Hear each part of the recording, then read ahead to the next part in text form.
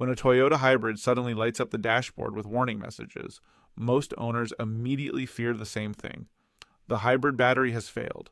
And honestly, considering how expensive that battery is to replace, that fear makes complete sense. But what if the real culprit is something much smaller, something that costs only a fraction as much, and almost nobody thinks to check it first? That component is the secondary battery. The ordinary 12-volt battery sitting quietly under the hood, doing a job most people don't even know it has. Many owners end up replacing the wrong part entirely, not because they made a bad decision, but simply because they never understood how the hybrid system actually wakes itself up in the first place. So before we talk about symptoms, or diagnosis, let's understand how the system truly works. Every Toyota hybrid runs on two separate electrical systems, working side by side. There's the large high-voltage traction battery, the one everyone knows about, which powers the electric motor while you're driving. But there's also a completely ordinary auxiliary battery, essentially identical to the one you'd find in a regular gasoline car. And here's the detail that changes everything. The high-voltage battery cannot start the car by itself. It never even attempts to. That job belongs entirely to the low-voltage battery. It's the one that initializes the onboard computer, wakes up the control modules, and activates the safety systems. Only once that sequence completes can the hybrid system actually engage, and the car enter ready mode. In other words, the small battery is the one that wakes everything else up. And this is exactly why a battery that still measures around 12.2 volts, a number that looks perfectly fine at first glance, can already be triggering strange hybrid behavior behind the scenes. If this auxiliary battery is even mildly weak, the entire system can behave as though something much more serious is wrong, even while the expensive hybrid battery remains completely healthy. So what do these hidden warning signs actually look like in real life? Imagine parking your Prius for 2 weeks during winter. The high-voltage battery still has plenty of charge, sitting untouched. But the small 12-volt battery slowly drains as it quietly keeps various electronic systems alive in the background. The next time you press the power button, the car may simply refuse to enter ready mode, even though the part everyone assumes is broken is perfectly fine. That's the pattern to watch for. A slow or inconsistent startup. Dashboard warning lights turning on with no obvious logic. The infotainment system resetting itself. Smart key recognition that suddenly becomes unreliable. And an overall electrical behavior that just feels unstable and unpredictable. What makes this especially tricky is that these symptoms often disappear on their own, only to resurface days later. And that's exactly why so many owners brush them off as a temporary glitch. Here's the surprising part, though. This is where many owners unknowingly end up spending thousands of dollars they never actually needed to spend. Electronic control units rely on a stable reference voltage to interpret everything happening in the car. When that voltage starts fluctuating, sensors can report readings that look inconsistent. And different modules end up misreading a perfectly healthy system as a faulty one. The car isn't lying to you. It's just confused. Because the foundation it depends on for accurate information has become unstable. As a result, communication between modules starts breaking down, and the system can generate hybrid-related error codes that have absolutely nothing to do with the traction battery itself. In many cases, the vehicle enters a protective mode, deliberately limiting certain functions to shield the more expensive components from damage. This is precisely why an actual hybrid failure and a simple voltage-related malfunction can look almost identical from the driver's seat, while being two completely different problems underneath.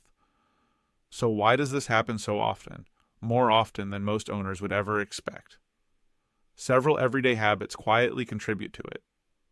Natural aging plays a role, of course, but so does infrequent driving.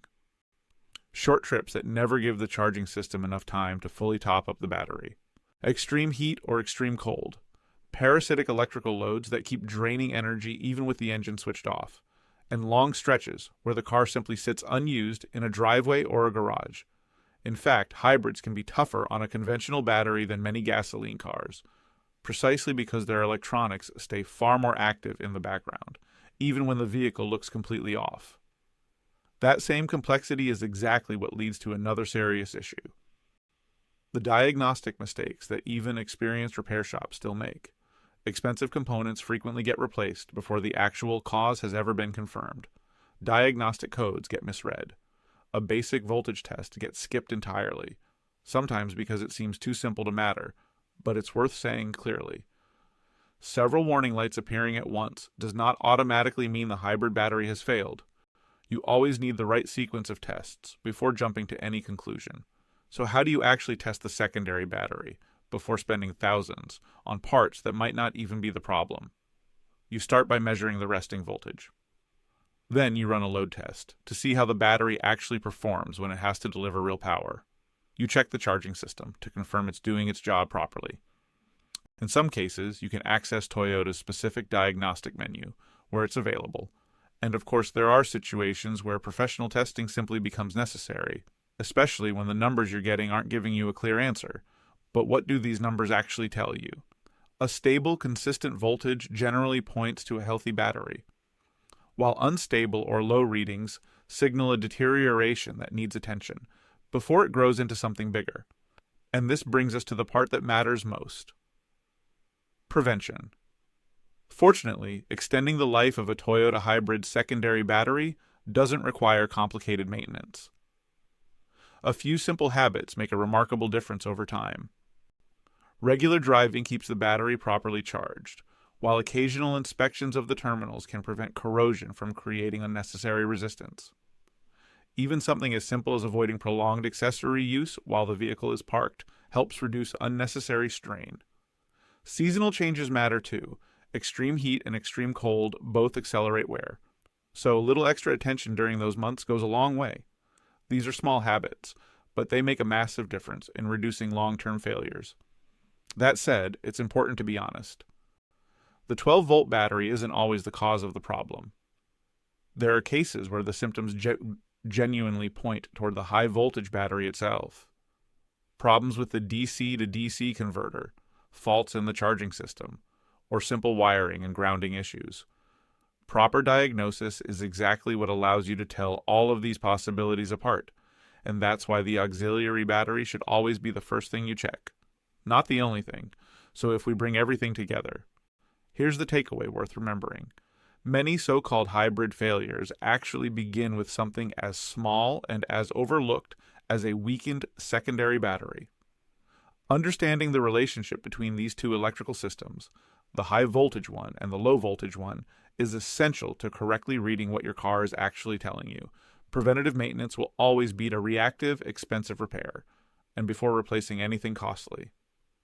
Proper diagnosis always has to come first, because a battery this small can create problems that feel much bigger than they really are, putting a much larger investment at risk over something that could have been caught early. Take care of your hybrid system with knowledge, not with assumptions, and if you want to keep understanding how your car's technology actually works. Stay tuned, we'll keep covering practical topics just like this one in upcoming videos on the channel.